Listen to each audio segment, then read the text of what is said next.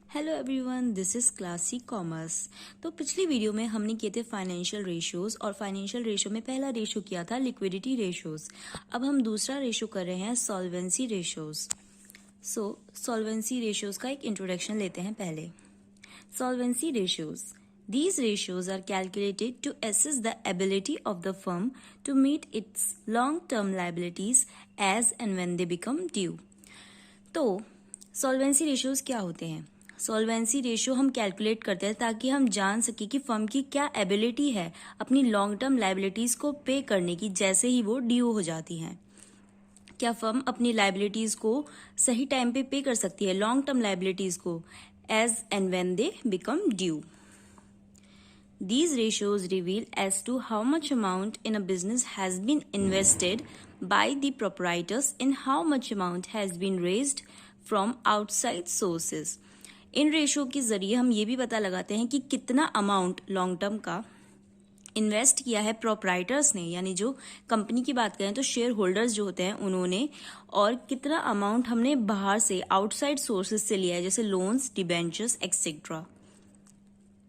Solvency ratios disclose the firm's ability to meet the interest cost regularly and long-term indebtedness at maturity।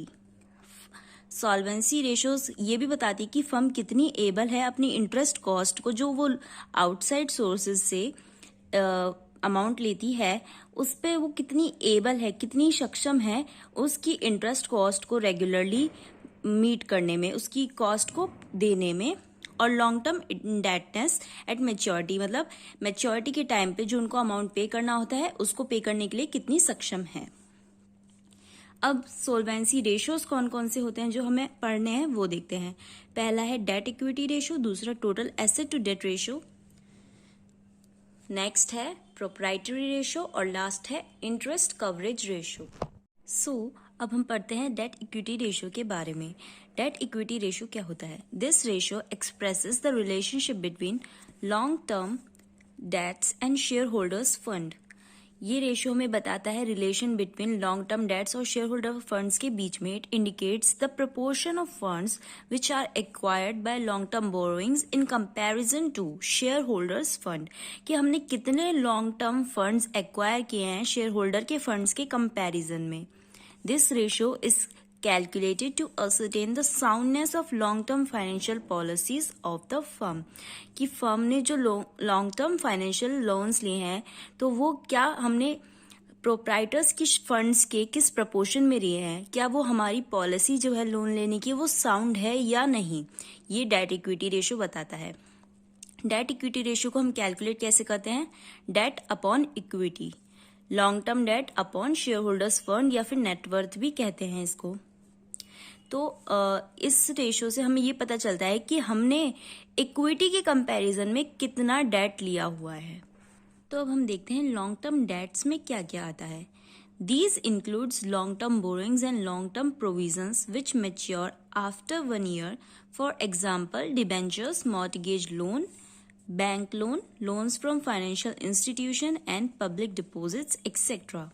तो जितने भी long term borrowings और long term provisions होते हैं जो mature होते हैं आफ्टर 1 year, जिनकी मैच्योरिटी 1 year से ज्यादा होती है, वो वाली सारी बोरोइंग्स और सारे लॉन्ग टर्म प्रोविजंस को हम लॉन्ग टर्म डेट्स में इंक्लूड करते हैं। उसके कुछ एग्जाम्पल दे रखे हैं जैसे debentures, mortgage loan, bank loan etcetera. Share holder funds में हम क्या क्या इंक्लूड करते हैं? शेयर होल्डर फंड्स में होता है share capital and reserves and surplus. जो भी हमारी शेयर कैपिटल होती है वो, और रिजर्व्स एंड सरप्लस जितने भी होते हैं वो हम लेते हैं। अब शेयर कैपिटल में क्या क्या होता है? जो हमने शेयर कैपिटल और रिजर्व और सरप्लस लेनी है ना, तो शेयर कैपिटल में कौन कौन सी शेयर कैपिटल लेनी है? हमें लेनी है equity share capital and preference share capital, यानी कि दोनों इक्विटी और प्रीफरेंस शेयर कैपिटल हमें दोनों लेनी है। और रिजर्व एंड सरप्लस में क्या क्या होता है? Includes capital reserves, securities premium reserve, general reserve and balancing statement of profit and loss. तो ये सारे जो हम रिजर्व्स एंड सरप्लस में डालते हैं वो सारी हमें लेने होते हैं। तो इन दोनों को ऐड कर देंगे तो हमारा शेयर होल्डर्स फंड आ जाएगा। तो हम ये देखते हैं कि शेयर होल्डर्स फंड के कंपैरिजन में हमने लॉन्ग टर्म डेट्स कितने लिए हैं। अब इसकी ऑब्जेक्टिव और सिग्निफिकेंस के बारे में एक देखते हैं कि वो हमें क्या बताता है। The ratio is calculated to assess the ability of firm to meet its long-term liabilities. जैसे हमने स्टार्टिंग में पढ़ा था कि ये रेशो हमें बताता है कि फर्म की क्या एबिलिटी है, फर्म कितनी सक्षम है अपनी लॉन्ग टर्म लाइबिलिटीज को पे करने में। Generally a debt equity ratio of 2:1 is considered safe. हम ये मानते हैं कि debt equity ratio of 2:1 safe माना जाता है, कि मतलब डेट जो है डबल हो शेयर होल्डर फंड से।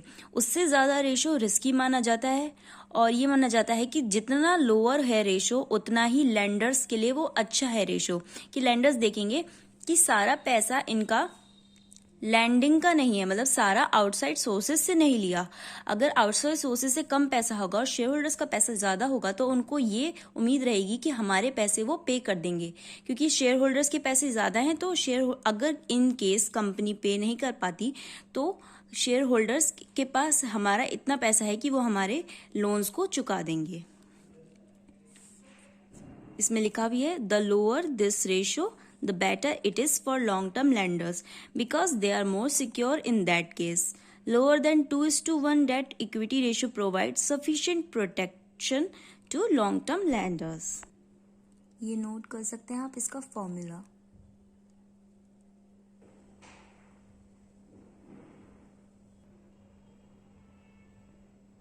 सो नेक्स्ट हम पढ़ेंगे total asset to debt ratio के बारे में। So total asset to debt ratio variation है डेट इक्विटी रेशियो का ही, और वो डेट इक्विटी रेशियो की तरह ही एक सेम इंडिकेशन देता है। इस रेशियो से हमें पता चलता है कि हमारी टोटल एसेट डेट के कंपैरिजन में कितनी है, मतलब क्या जिन्होंने हमें लोन दिया है, हमने आउटसाइड सोर्सेज से जो लोन लिया है, क्या वो सेफ है, क्या वो हमें लोन देने में कतराएंगे नहीं, क्या वो हमें लोन आराम से देंगे। अगर ऐसा कब होगा, जब हमारी एसेट्स इतनी हो कि वो डेट को कवर कर ले या उससे ज्यादा ही हो। तो देखते हैं, this ratio is variation of debt equity ratio and gives the same indication as debt equity ratio. In this ratio total assets are expressed in relation to long-term debts. It is calculated as under। तो total asset to debt ratio कैसे निकालते हैं, total asset divided by debts. तो हमें इससे पता चल जाता है कि हमारे लॉन्ग टर्म डेट्स कितने हैं इन कंपैरिजन टू एसेट। क्या हमारी एसेट सफिशिएंट है कि वो हमारे लॉन्ग टर्म डेट्स को पे कर पाएगी। इसका यूजुअली रेशियो 1:1 या फिर 2:1 बताया जाता है, आइडियल रेशियो।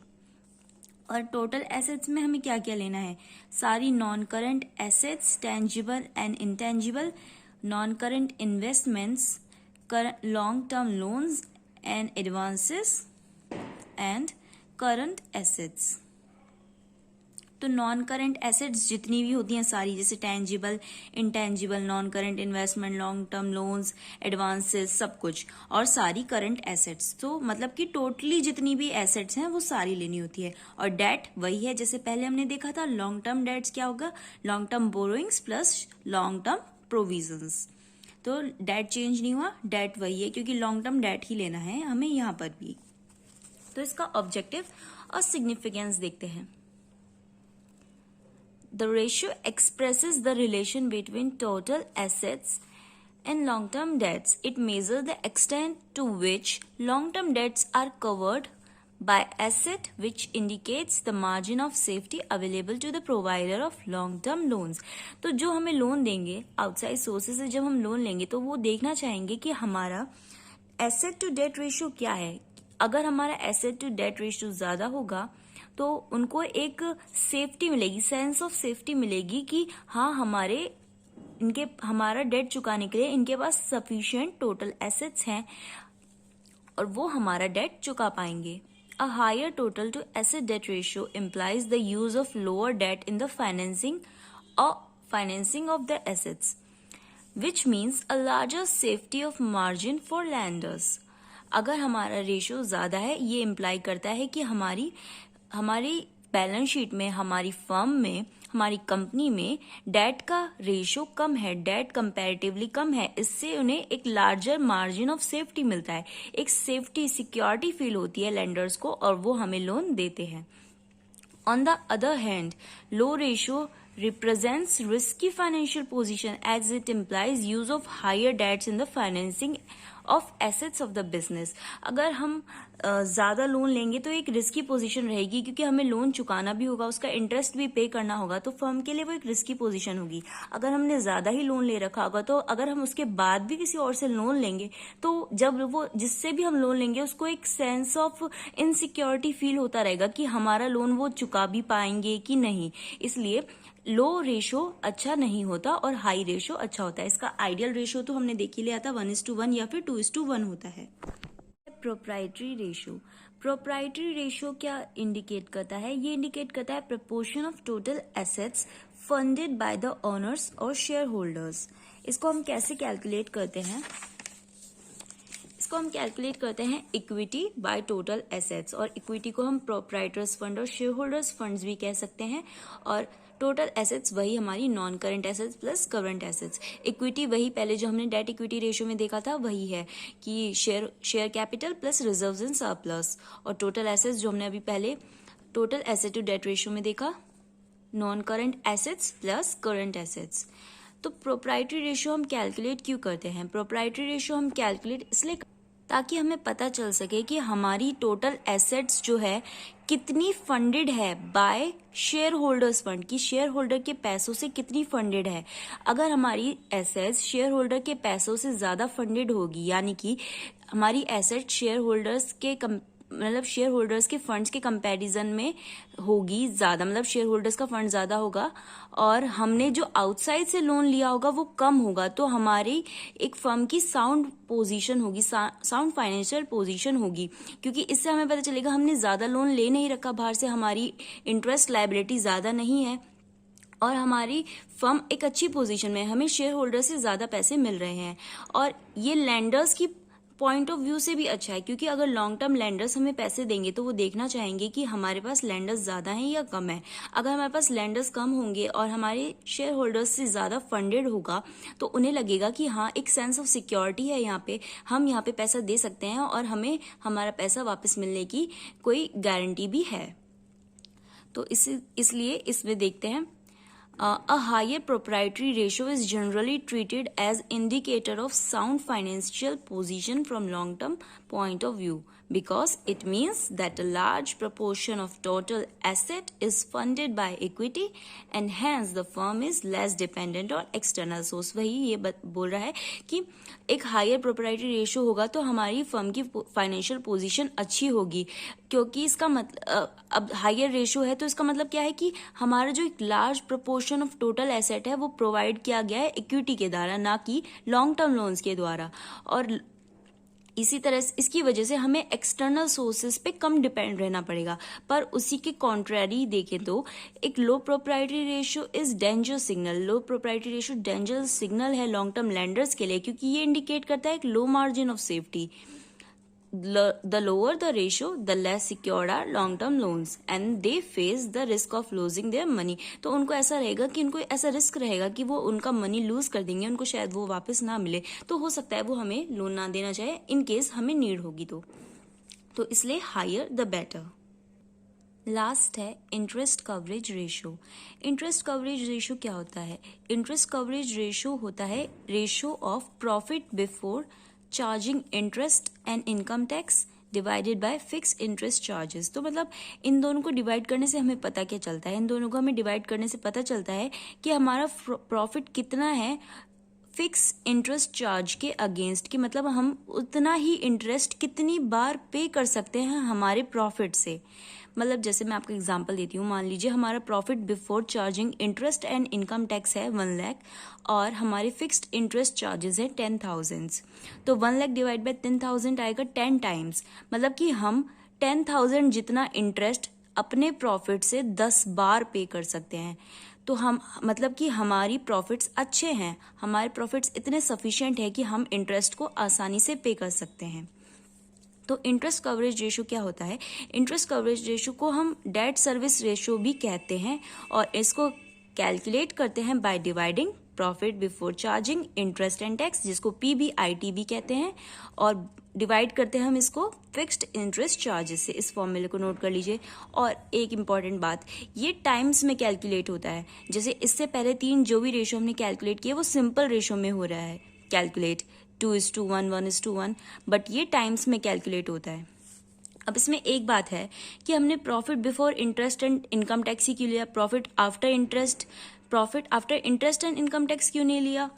इसलिए क्योंकि ये वो प्रॉफिट है जिसमें से हमें इंटरेस्ट को पे करना है, और ये वो फिक्स इंटरेस्ट चार्जेस है जिसे हमें पे करना है, इसलिए इसको तो इससे ही डिवाइड करेंगे। तभी तो हमें पता चलेगा ना कि हमारा प्रॉफिट कितने टाइम्स है इस इंटरेस्ट के बराबर, मतलब हम कितने सक्षम है कि हम इस वाले इंटरेस्ट को कितनी बार पे कर सकते हैं। हमारे जो लैंडर्स होंगे वो जानने में इंटरेस्टेड होंगे कि हमारी कंपनी कितना प्रॉफिट अर्न कर लेती है कि वो हम उनके इंटरेस्ट को आसानी से पे कर दे। अगर हमारा रेशो ज़्यादा होगा, ज़्यादा टाइम्स में आएगा, तो उनके लिए ये अच्छा होगा। उनको लगेगा कि हमारी कंपनी की financial position, long term financial position sound है और वो हमें लोन्स देने में इंटरेस्टेड होंगे। तो इंटरेस्ट कवरेज रेशो यही बताता है। An interest coverage ratio of 6 to 7 times is considered appropriate.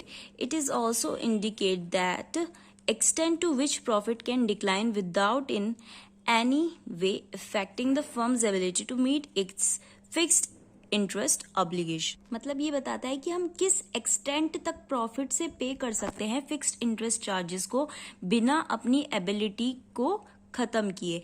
मतलब जैसे हमने निकाला था कि 1 लाख डिवाइड बाय 10,000, तो 10 टाइम्स आया था कि हम 10 टाइम्स तक पे कर सकते हैं बिना हमारी एबिलिटी को खराब किए। मतलब हमारे पास इतनी एबिलिटी है कि हम 10 टाइम्स तो आराम से पे कर सकते हैं 10,000 वाला interest. So this was all for today.